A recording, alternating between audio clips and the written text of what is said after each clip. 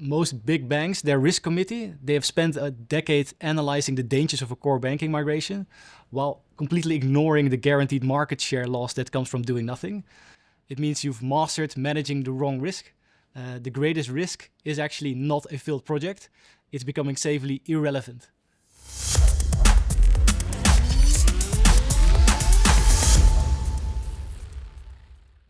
I would say that the biggest challenges aren't technical in nature. They're more business risks that you carry every day.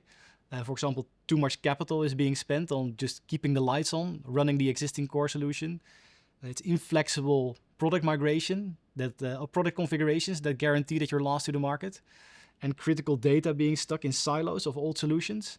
It prevents real personalization to be offered to your end customers, and it makes new initiatives like AI almost impossible to deliver. It means that in the end, the core becomes a drag on the agility. It locks away the data that you need to compete and slowly forces you to give up market share to faster players. The system itself, in this case, becomes the cause that quietly but inevitably pushes banks into the irrelevant. Can you tell me why it's so hard with these legacy systems? These legacy systems are so hard to adjust because they're typically monolithic by nature. And that means that every function that's built into the software is actually one big piece of complex code. So when you try to adapt that, it means that whenever it's a new regulation or a customer feature request, a small change can actually have a ripple effect across the entire solution.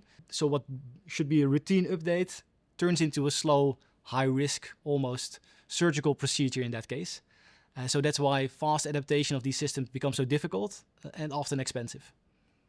With Composable, instead of a rigid all-in-one system that does everything, including the coffee, Mambu opts for flexible, independent components, which are connected through APIs. And that means that you can pick the best solution for each specific needs, is that whether it's payments, compliance, whatever you want, and assemble your ideal architecture with these individual components. So it means when change comes, you're only adjusting one smaller component and not performing a high-risk surgery on a monolith. And as a result, adapting happens in a matter of weeks instead of even months or years. And we often say that a move to Composable is the last major IT transformation that you'll ever need.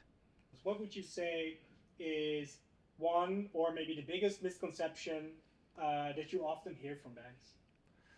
Well, I would say the biggest misconception is that this is just another IT project. If you treat it like that, it becomes a cost center, and then it's all about budget, technical risk to manage. But I always start with a business-related question.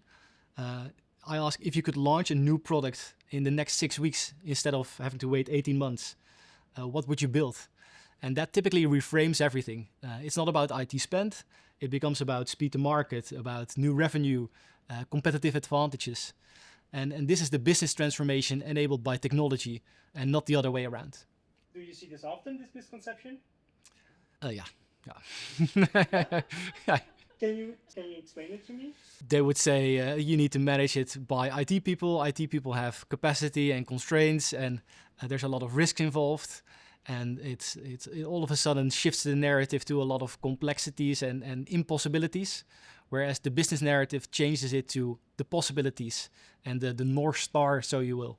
It changes the mindset. And what I also seen, I've been on the consultancy side, I've worked on the bank side, I've done core banking migrations, I've done new implementations. And I think half of the projects that I worked on never saw the daylight in production.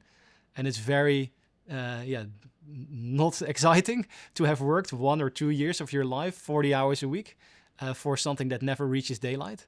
And that's very, it's not a very fun way to spend your day. So when you talk to these people, like, how do you convince them that Mambu is the solution?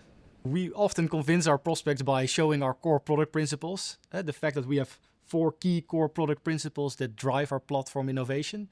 That really sets us out from other solutions already quite heavily. We're not trying to sell another solution that fits into your architecture.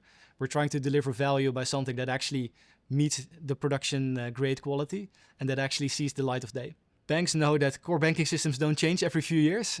Once they're in place in production, they're typically there for a number of years or even decades. So the choices that you'll make today, they will critically define your competitiveness for the next decade. And I would say you really got two paths. One is continue building walls with another closed, large monolithic system. And the second is building bridges with an open, composable architecture. I would say another monolith is a bet that the future is going to look like the past. You're creating the same legacy problems for your successors in 2035 that you are now witnessing yourself. I would say choosing the composable approach is the bet on adaptability. Instead of reacting to the market, you can define it.